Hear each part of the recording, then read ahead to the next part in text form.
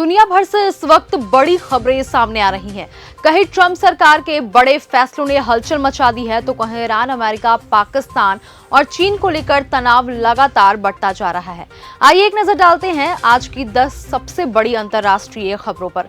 नमस्कार, मैं निकेता शर्मा, आप देख रहे हैं न्यूज गंगा। ट्रंप के भाषण पर अंदरूनी सट्टा, कर्मचारी पर करोड़ों कमाने का आरोप। जी हां, व्हाइट हाउस के टेलीप्रॉम्प्टर ऑपरेटर पर आरोप लगा है कि उसने राष्ट्रपति डोनाल्ड ट्रंप के भाषणों से जुड़ी अंदरूनी जानकारी का इस्तेमाल कर ऑनलाइन सट्टा लगाया। रिपोर्ट के मुताबिक उसने करीब $1 लाख यानी लगभग 96 लाख रुपए कमाए। मामले की जांच चल रही है। अगर आरोपी सही साबित होता है तो उस पर सख्त कानूनी कार्रवाई भी हो सकती है। ट्रंप सरकार का बड़ा फैसला, कट्टरपंथी संगठनों के समर्थकों पर वीजा बैन। जी हां, अमेरिका ने उन विदेशी नागरिकों के लिए वीजा रोकने का फैसला कर लिया है जिन पर वामपंथी आतंकी संगठनों या उनसे जुड़े समूहों का समर्थन करने का आरोप है। विदेश मंत्री मार्को रूबियो ने अंतर्राष्ट्रीय आतंकवाद पर हुई बैठक में इस फैसले की जानकारी दी। ट्रंप सरकार का कहना है कि यह कदम राष्ट्रीय सुरक्षा मजबूत करने और आतंकवाद पर सख्ती के लिए उठाया गया है। चीन पर ट्रंप का बड़ा आरोप, 22 करोड़ वोटर्स का डेटा चुराने का दावा। जहां डोनाल्ड ट्रंप ने दावा किया कि चीन ने अमेरिका चुनाव से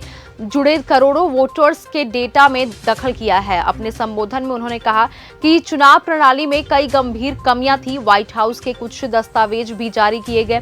वहीं ट्रंप लगातार कहते हैं कि 2020 का चुनाव पूरी तरह निष्पक्ष नहीं था और उसमें कई सारी गड़बड़ियां भी हुई थी। अमेरिका जाने वाले छात्रों को झटका, अब सिर्फ 4 साल का स्टूडेंट वीजा। जी हां, ट्रंप सरकार ने छात्रों और पत्रकारों के लिए नए वीजा नियम लागू किए हैं। अब FJ और I वीजा पर आने वाले कई विदेशी नागरिकों को अधिकतम 4 साल तक ही रहने की अनुमति मिलेगी। अमेरिकी सरकार का कहना है कि इससे वीजा के गलत इस्तेमाल पर रोक लगेगी और इमिग्रेशन व्यवस्था पहले से ज्यादा मजबूत और सुरक्षित रहेगी। अमेरिका ईरान तनाव बढ़ा, हमलों में एयरपोर्ट और पुल बने निशाना। जी हां, अमेरिका ने लगातार ईरान में कई जगहों पर हमले किए हैं।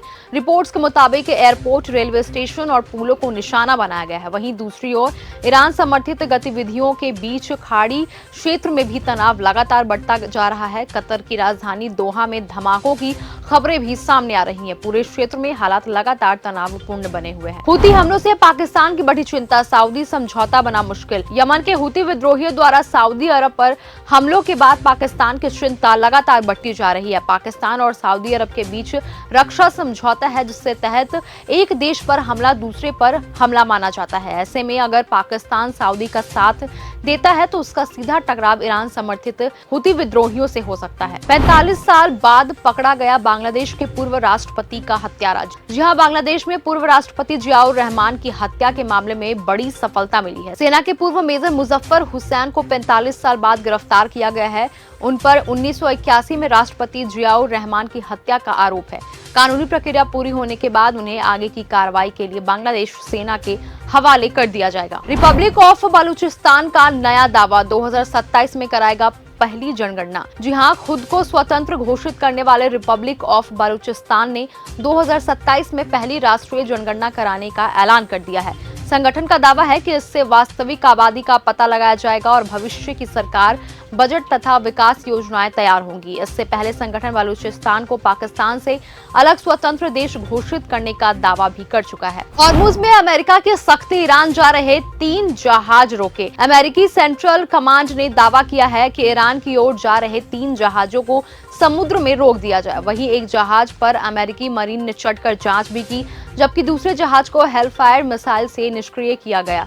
वहीं अमेरिका का कहना है कि यह कार्रवाई समुद्री नाकाबंदी लागू रखने और नियमों का पालन करने के लिए की गई है। सऊदी पर हमला बना पाकिस्तान की नई मुश्किल, दोहरी भूमिका पर सवाल। जी हां, हूती विद्रोहियों के सऊदी अरब पर हमलों के बाद पाकिस्तान मुश्किल में दिखाई दे रही है। एक तरफ वह अमेरिका और ईरान के बीच मध्यस्थ बनने की कोशिश कर रहा, वहीं दूसरी ओर सऊदी अरब के साथ रक्षा समझौते की जिम्मेदारी भी निभानी है। पाकिस्तान अधिकारियों ने सऊदी पर हमले को अपनी रेड लाइन बताया है, जिससे उसकी रणनीति पर सवाल उठ रहे हैं। तो ये थी देश दुनिया से जुड़ी 10 बड़ी अंतर्राष्ट्रीय खबरें। इनमें से आपको सबसे महत्वपूर्ण कौन सी लगी, हमें कमेंट सेक्शन में जरूर बताएं। तब तक के लिए धन्यवाद। अगर आपको यह हमारा वीडियो पसंद आया हो तो इसे लाइक और शेयर करना बिल्कुल न भूलें। साथ ही हमारे चैनल न्यूज गंगा को सब्सक्राइब और फॉलो जरूर करें ताकि देश और दुनिया की हर बड़ी खबर आप तक सबसे पहले पहुंचे।